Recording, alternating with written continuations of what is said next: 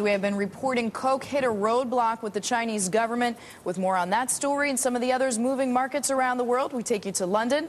Linzie Janis is standing by. Linzie. Good morning, Deidre. China has turned thumbs down on the Coke acquisition, saying it might stifle competition in China's drinks market. Now, Coke had offered $2.3 billion for China Yuan Juice Group. Now, it would have been Coke's biggest ever overseas acquisition, as Eric was saying, and would have given the company the chance to boost its share of China's juice market to more than 20%. Last year, Coke sales were up 19% in China, but they were down 1% across North America.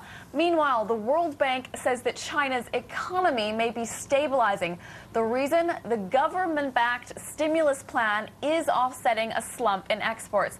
And the World Bank estimates that China's economy is going to grow 6.5% this year.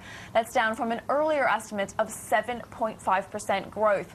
And here in the UK, the head of the Financial Services Authority is promising to start a revolution in financial regulation. The FSA is releasing a report today with new rules for banks and hedge funds. It's going to deal with liquidity and capital rules and how the FSA and the Bank of England can monitor risks to the financial system.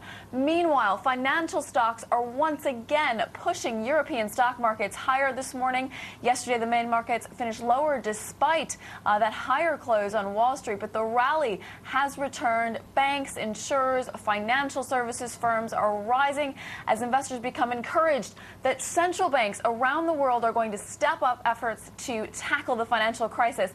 The Federal Reserve, of course, meets again today. And speaking in a radio interview in France this morning, ECB President Jean-Claude Trichet said policymakers have made a decision that the current rate of 1.5% is not necessarily the lowest that they will go. Eric, back to you.